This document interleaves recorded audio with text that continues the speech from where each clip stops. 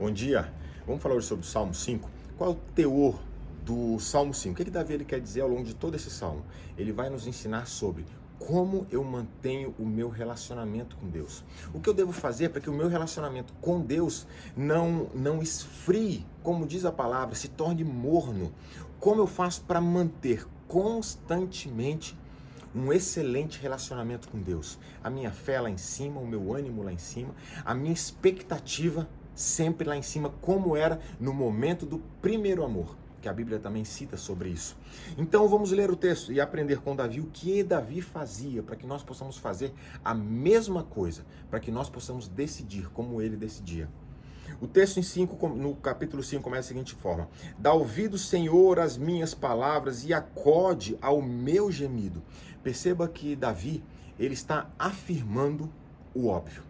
Ele se dirige ao Senhor e ele afirma as coisas que Davi sabe que acontece. Ele sabe que Deus dá ouvidos a ele e ele sabe que Deus acode ao gemido dele.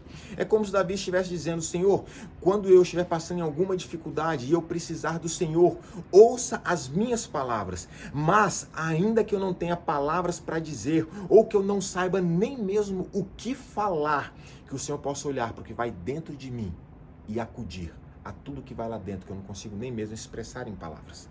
Davi está afirmando o óbvio constantemente. Olha como ele continua no texto: escuta, Rei meu e Deus meu, a minha voz que clamo, pois é a ti que eu imploro. É óbvio que era Deus que Davi implorava, mas Davi repete constantemente as mesmas coisas. Davi fala o óbvio. Pense num casamento. Quando o noivo e a noiva estão diante do altar, diante de alguém para declarar todo o seu amor, toda a sua fidelidade, para fazer juras de amor eterno, muitas vezes sai ali daquele momento e não se ouve mais um eu te amo, e não se ouve mais um você é importante para mim. Passa-se um ano, uma década, 2, 3, e ao longo do tempo esse amor esfria. Qual é o segredo para não entrarmos num esfriamento? Continuarmos repetindo todos os dias aquilo que lá no passado nos uniu. Nós continuamos, é isso que Davi faz. Ele afirma o óbvio. E que possamos hoje, ao longo de todo dia, afirmar o óbvio para Deus e afirmar o óbvio para as pessoas ao nosso redor, que nós amamos e que são importantes para nós. E se são tão importantes, por que nós não falarmos isso? Fale o óbvio, declare o que vai dentro de você. O texto continua e Davi agora, ele separa a humanidade em 2 grandes grupos. Aqueles que vivem com Deus e aqueles que não vivem, que optaram por não viver. E Davi deixa claro: aqui é o meu lugar e daqui jamais sairei. E agora ele começa dizendo assim: de manhã, Senhor, ouça a minha voz. De manhã eu apresento a minha oração e fico esperando. O que Davi estava dizendo? Eu não só estou nesse grupo, mas eu me posiciono. Não existe para mim o começar de um dia se não for na tua presença. Não existe para mim uma vida sem relacionamento contigo. Eu não vou a lugar algum sem ouvir a tua voz. E aqui tem um segredo poderoso para as nossas vidas. Davi, ele fala o seguinte: eu oro e eu fico esperando. Porque muitas vezes o foco da nossa oração é simplesmente na oração, no problema, na adversidade, na dificuldade.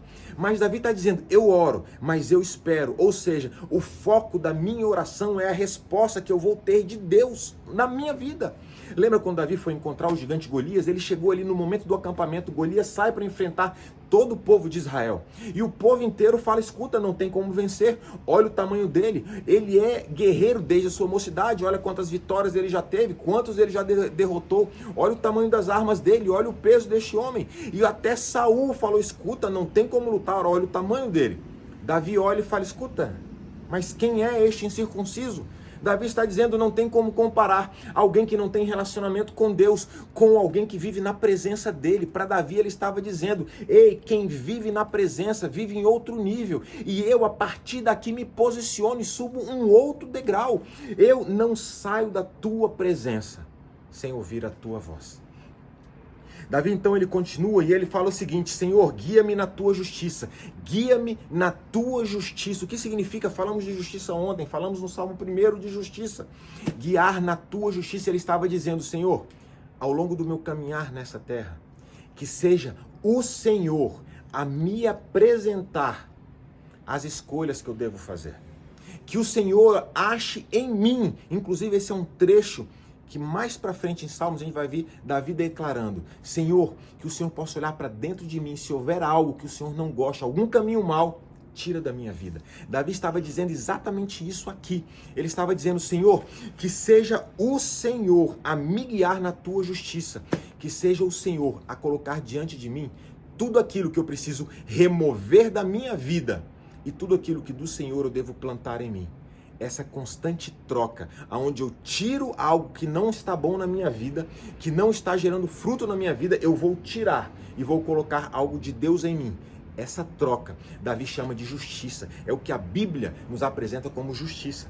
Então ele continua e ele vai ao longo de todo o Salmo 5 reafirmar o óbvio, dizer o óbvio, como aquele casal que no primeiro dia falou, e ele vem repetindo constantemente as mesmas palavras. E qual é o resultado disso? Primeiro, a nossa fé não diminui, o relacionamento não esfria, mas vamos ouvir as palavras do próprio Davi. Ele fala assim: que se regozijem todos os que confiam em ti, que folguem de alegria para sempre aqueles que mantêm o relacionamento dessa forma, porque o Senhor os defende, em ti se gloriam os que amam o teu nome, pois tu, Senhor, abençoas o justo.